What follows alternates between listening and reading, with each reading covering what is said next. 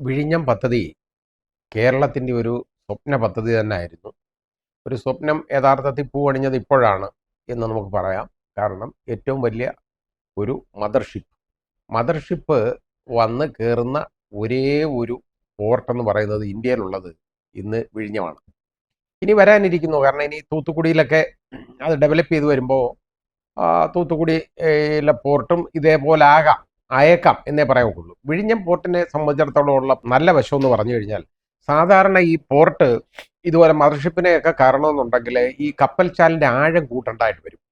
പക്ഷേ ഇവിടെ അത് വേണ്ട, ആഴമുണ്ട് എപ്പോഴും. ഏതാണ്ട് താഴേക്കും മുകളിലേക്കുമായിട്ട് ഉപയോഗിക്കാവുന്ന ഭാഗം എന്ന് പറയുന്നത് ഏതാണ്ട് 27.5 മീറ്ററാണ്. അത്രത്തോളം ഭാഗം ഉപയോഗിക്കാം. അപ്പോൾ അങ്ങനെ വരുന്നുടനെ ഒരു വളരെ വലിയ ഒരു നേട്ടമാണത്. കാരണം കപ്പൽ ചാലിൻ്റെ ആഴം കൂട്ടേണ്ട കാര്യമില്ല. ഈ സാധാരണ മദർഷിപ്പ് വരിക എന്ന് പറഞ്ഞാൽ നമുക്ക് ഇന്ത്യക്ക് അടുത്ത് വരുന്നതെന്ന് പറഞ്ഞാൽ കൊളംബോ പോർട്ടിൽ മാത്രമേ ഉള്ളൂ, കൊളംബോയിലേ ഉള്ളൂ. അല്ലാതെ ഇവിടെ അടുത്ത് വേറെ പോർട്ടില്ല. അപ്പോൾ യഥാർത്ഥത്തിൽ ശ്രീലങ്കയുടെ വരുമാനം എന്ന് പറയുന്നത് ഈ പോർട്ടായിരുന്നു. പക്ഷേ അത് ചൈനക്കാർ അതങ്ങ് ഏറ്റെടുത്തെന്ന് പറഞ്ഞാൽ ഇപ്പോൾ അത് യഥാർത്ഥത്തിൽ ചൈനയുടെ വകയാണ്. അവർക്ക് പണമൊന്നും അടയ്ക്കാനുള്ള കഴിവൊന്നും, അവർ കയ്യിൽ നിന്നെടുത്ത ലോണൊന്നും അടയ്ക്കാനുള്ള മാർഗമൊന്നും ശ്രീലങ്കയ്ക്കുന്നില്ല. അപ്പോൾ കൊളംബോ പോർട്ടിനെ ആശ്രയിച്ചാണ് ഈ ഭാഗങ്ങളിലെ ചരക്ക് നീക്കം ഉണ്ടാകുന്നത്. അപ്പോൾ യഥാർത്ഥത്തിൽ ഇനിയിപ്പോൾ ഇത് എന്താണ് ഇതുകൊണ്ടുള്ള ഉപയോഗം എന്ന് ചോദിച്ചു കഴിഞ്ഞാൽ വലിയ പ്രയോജനമുണ്ട്. കാരണം ഈ മദർഷിപ്പ് വന്നിട്ട് ഈ പോർട്ടിൽ വരിക എന്ന് പറയുന്നത് വളരെ റയറാണ്. വളരെ ചുരുക്കം ഭാഗങ്ങളിലേ വരാൻ പറ്റുള്ളൂ. ഇവിടെ ഇന്ത്യയിൽ ആകെപ്പാടെ ഇനി മദർഷിപ്പിന് വരാൻ പറ്റിയ ഒരൊറ്റ പോർട്ട് എന്ന് പറയുന്നത് ഇപ്പോൾ ഉള്ളത് ഇതാണ്.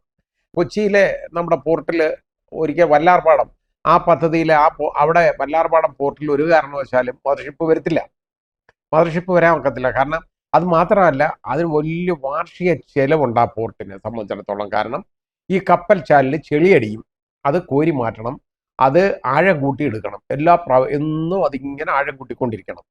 അപ്പോൾ അതൊരു വലിയ ബുദ്ധിമുട്ടാണ്. നേരെ മറിച്ച് വിഴിഞ്ഞത്ത് അതിൻ്റെ ആവശ്യമില്ല.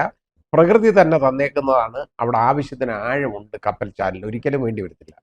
പിന്നെ അത് മാത്രമല്ല, അതിനകത്തെ ഒരു പ്രത്യേകത എന്ന് പറയുന്നുണ്ടല്ലോ, ഏതാണ്ട് ഇന്റർനാഷണൽ വാട്ടർ കോഴ്സ്, അതായത് നമ്മുടെ കപ്പൽ ചാലുണ്ടല്ലോ, അന്താരാഷ്ട്ര കപ്പൽ ചാല്, കപ്പൽ പോകുന്ന പാത, ആ പാതയിൽ നിന്ന് 10 കിലോമീറ്ററേ ഉള്ളൂ ഇതിനകത്തേക്ക്. അത്രത്തോളം അടുത്താണ് ഈ വരുന്നത്. അപ്പോൾ ആ ഇന്റർനാഷണൽ കപ്പൽ ചാലിലൂടെ വന്നിട്ട്, അന്താരാഷ്ട്ര കപ്പൽ ചാലിലൂടെ വരുന്ന വലിയ മദർഷിപ്പിന് വന്നിട്ട് നേരെ ഈ പോർട്ടിലോട്ട് വരാം. 10 കിലോമീറ്ററിൻ്റെ കാര്യമുള്ളൂ. അപ്പോൾ അത് അത്രത്തോളം വലിയൊരു നേട്ടമാണ് അതുകൊണ്ടുള്ളത്. പോർട്ടിൻ്റെ കാര്യം ആദ്യം ആലോചിച്ച് തന്നെ വന്നതെന്ന് പറയുന്നത് യഥാർത്ഥത്തിൽ നമ്മുടെ ശ്രീ എം വി രാഘവനാണ്. ആദ്യം തുറമുഖ വകുപ്പ് മന്ത്രിയായിരുന്ന സമയത്താണ് ഇതിനെക്കുറിച്ച് ഉള്ള ആലോചന നടന്നതും അത് നോക്കി നടന്നതും. പക്ഷെ ഒന്നും നടന്നില്ല.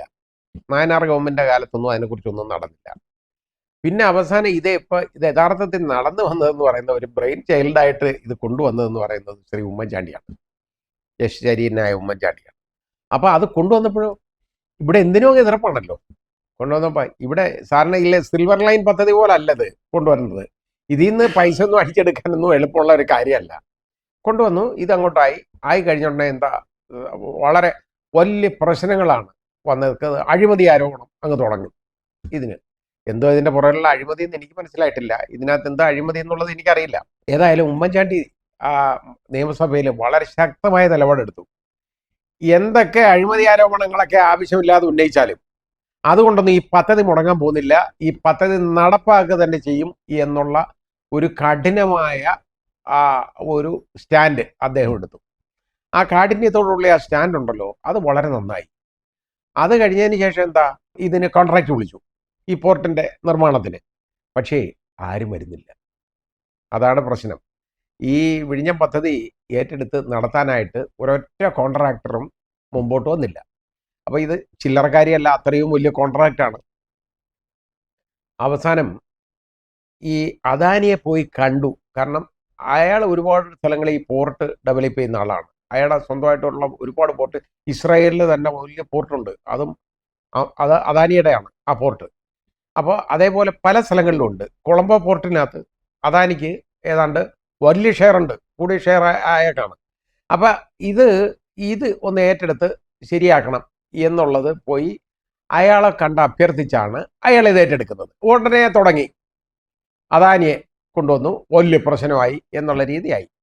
അദാനി ഒരുപാട് വിധത്തിൽ കാശുണ്ടാക്കുകയും ഒരുപാട് അടിച്ചെടുക്കുകയൊക്കെ ചെയ്യുന്ന ആളായിരിക്കും, അത് വേറെ കാര്യം. പക്ഷേ ഈ പോർട്ടിൻ്റെ കാര്യത്തിൽ നടത്താൻ വേറെ ആരും ഇല്ല, അയാൾ മാത്രമേ ഉള്ളായിരുന്നു. അങ്ങനെ അയാളെ ഏൽപ്പിച്ചപ്പോഴോ കോൺഗ്രസിൻ്റെ തലപ്പത്തുനിന്ന് തന്നെ പ്രശ്നം വന്നു. കാരണം ഈ അദാനി എന്ന് പറയുന്ന ആള് യഥാർത്ഥത്തിൽ BJP രാഷ്ട്രീയമായിട്ട് വളരെ അടുപ്പമുള്ള ആളും BJPയുടെ ആളാണ് അയാൾ. അങ്ങനെയുള്ള ഒരാളെ കൊണ്ടുവന്ന് ഈ കോൺഗ്രസിൻ്റെ ഗവൺമെൻറ്റിൻ്റെ ഒരു പദ്ധതി കൊണ്ടുവന്ന് ഏൽപ്പിച്ചു എന്നുള്ള ഒരു വലിയ പ്രശ്നം വന്നു. അപ്പോൾ പിന്നെ ഉണ്ടായതെന്ന് പറയുന്നത് ശ്രീ ഉമ്മൻചാണ്ടി അവിടെ പോയി കണ്ട് ഈ ശ്രീമതി സോണിയാഗാന്ധിയെ കണ്ട് ഇതിൻ്റെ മുഴുവൻ വിവരങ്ങൾ ധരിപ്പിച്ചു. ഇതിനുകൊണ്ടുണ്ടാകുന്ന ലാഭം, അതായത് ഈ സംസ്ഥാനത്തുണ്ടാവുന്ന ഉന്നതി, ഇതൊക്കെ ധരിപ്പിച്ചതിന് ശേഷമാണ് അവരും പച്ചക്കൊടി കൊടുത്തത്. അതോടുകൂടി അതിൻ്റെ തടസ്സങ്ങളൊക്കെ മാറി തുടങ്ങി. പിന്നെ അത് കഴിഞ്ഞോ വളരെ വലിയ കടമ്പകൾ ഉണ്ടായിരുന്നു. ഇതിന് നിയമസഭയിലൊക്കെ വലിയ അഴിമതി ഉന്നയിച്ചത് ആരാണെന്നറിയോ? ഇന്ന് ഭരിക്കുന്ന ഗവൺമെൻറ്റാണ്. അന്ന് പ്രതിപക്ഷത്തിരുന്നുകൊണ്ട് ഈ ഉമ്മൻചാണ്ടിയെ കൊണ്ട് ഇത് ചെയ്യിപ്പിക്കാതിരിക്കാനുള്ള എല്ലാ പണികളും ഇവർ നോക്കി. അതിനെ എല്ലാം മറികടന്നാണ് ഈ പദ്ധതി യഥാർത്ഥത്തിൽ യാഥാർത്ഥ്യമാക്കിയത്. അതിനുശേഷം ഇപ്പോഴോ ഇവരേതാണ്ട് ചെയ്ത ഒരു രീതിയിലാണ്. അതായത് ആരുടെയെങ്കിലും കൊച്ചിനെ എടുത്ത് ഇളി വെച്ചിട്ട് എൻ്റെയാണ് എന്ന് പറഞ്ഞുകൊണ്ട് നടക്കുന്ന പോലെയോ ഉള്ളത്, വേറെ ഒന്നുമില്ല. അല്ലാതെ വേറെ യാതൊരു കാര്യവുമില്ല. ഇത് യഥാർത്ഥത്തിൽ ശ്രീ ഉമ്മൻചാണ്ടിയുടെ പ്രോജക്റ്റാണ്. അദ്ദേഹത്തിനാണ് ഇതിൻ്റെ സകല ക്രെഡിറ്റും കൊടുക്കേണ്ടത്, വേറെ ആർക്കുമല്ല. ഇതിപ്പോൾ ഉള്ള ആളുകൾ ഇതിപ്പോൾ എന്തെങ്കിലുമൊക്കെ കാട്ടിക്കൂട്ടുന്നെന്നുള്ളതല്ലാതെ പിന്നെ അവിടെ ഈ വഴക്കും ബഹളമൊക്കെ വന്നപ്പോൾ അതൊക്കെ ടാക്കിൾ ചെയ്യാൻ, അതൊക്കെ എന്നൊക്കെ പറഞ്ഞ് സാധാരണ ചെയ്യേണ്ട ഒരു കാര്യമാണ്. ഒരു ലാൻഡ് ഓർഡർ നോക്കണം, അത് നോക്കുന്നെന്നുള്ളതല്ലാതെ വേറെ യാതൊരു കാര്യവും അവിടെ ഇല്ല കേട്ടോ. ഇത് അതുപോലെ ഇത്രത്തോളം വലിയൊരു പദ്ധതി നടപ്പാക്കിയെടുത്തത് യഥാർത്ഥത്തിൽ ശ്രീ ഉമ്മൻചാണ്ടിയുടെ അതികഠിനമായ പരിശ്രമത്തിൻ്റെ ഫലമാണ്. അദ്ദേഹത്തിന് ഇവിടെ ഉള്ളവരെ ബോധ്യപ്പെടുത്തണം, അതുപോലെ തന്നെ ഡൽഹിയിലുള്ളവരെ ബോധ്യപ്പെടുത്തണം. അങ്ങനെ വന്നു, രണ്ട് ഭാഗത്തുനിന്നും അടിയാണ്. എന്നിട്ടും അത് നടപ്പാക്കിയെടുത്തു. അദ്ദേഹത്തിനാണ് ഇതിൻ്റെ സകല ക്രെഡിറ്റും കൊടുക്കേണ്ടത്. അദ്ദേഹത്തിന് വേണം ഇതിൻ്റെ ഓർമ്മയിൽ സ്മരിക്കാൻ, വേറെ ആരെയല്ല.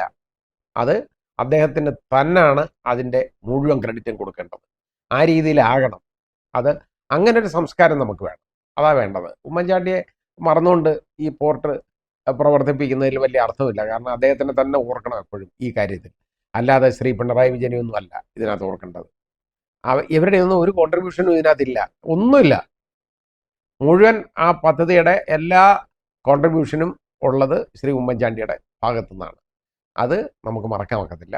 പിന്നെ ഇതിനകത്തൊരു പ്രത്യേകതയുള്ള എന്താ പറയുക, ഇപ്പോൾ ശ്രീ വാസവൻ്റെ ഒരു പ്രസ്താവന കണ്ടു.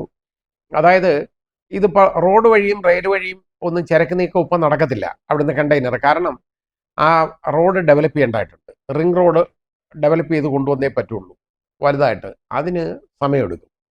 അതേപോലെ തന്നെ റെയിൽപാത അവിടെ വേണം. കാരണം റെയിലിലൂടെ ഇത് കടത്തണമെന്നുണ്ടെങ്കിൽ, ഇത് കൊണ്ടുപോകണമെന്നുണ്ടെങ്കിൽ അത് വേണം.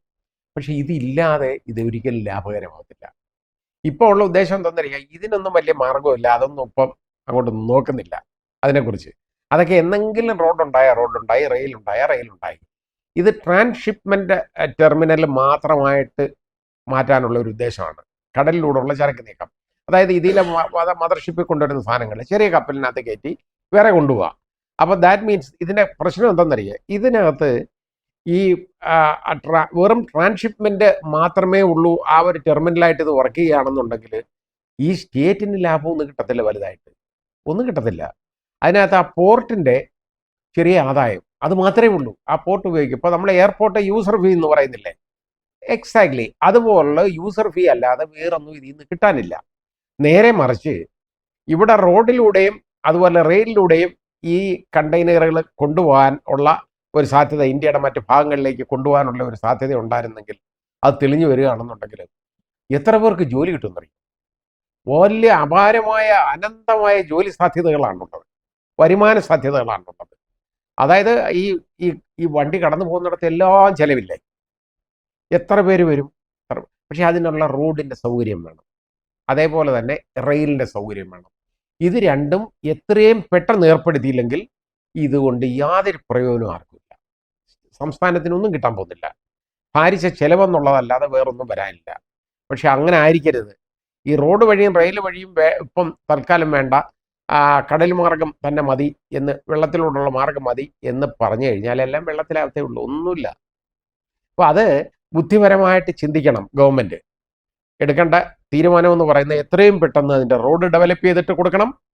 കാരണം റോഡിലൂടെ ആ ഗതാഗതം അതങ്ങോട്ട് തുടങ്ങി കഴിഞ്ഞാൽ ഇവിടെ വലിയ വരുമാനമാണ്. പല പല മേഖലയിൽ വരുമാനം വരും, എല്ലാ മേഖലകളിലും. കാരണം അവിടെ ഇത്രത്തോളം വാഹനങ്ങൾ വരുന്നു. ആ വാഹനത്തിൻ്റെ ചെലവ്, അതിൻ്റെ ഇന്ധന ചെലവായാൽ പോലും അതിൽ നിന്ന് സർചാർജ് കിട്ടും. പിന്നെ തുടങ്ങി അതിൻ്റെ മറ്റ് അറ്റകുറ്റപ്പണികൾ, അതേപോലെ തന്നെ ടയറ്, ഇത് മുഴുവൻ ഇങ്ങനെയുള്ള എല്ലാ വരുമാനങ്ങളും ഉണ്ടാവും. അതാണ് ആദ്യം ചിന്തിക്കേണ്ടത്. അതുപോലെ റെയിലിലൂടെ ആണെങ്കിൽ പോലും അത്രത്തോളം നമുക്ക് സാധ്യതകളുണ്ട്. റോഡ് മാർഗമാണ് ഏറ്റവും ലാഭകരം ആയിട്ട്, അതായത് സംസ്ഥാനത്തെ സംബന്ധിച്ചിടത്തോളം വലിയ നേട്ടം റോഡ് മാർഗം പോകുന്നതാണ്. അങ്ങനെ വേണം ഇതാവാൻ. ഇതെല്ലാം ചെയ്യുമ്പോഴും ശ്രീ ഉമ്മൻചാണ്ടിയെ ഒന്ന് ഓർക്കുക.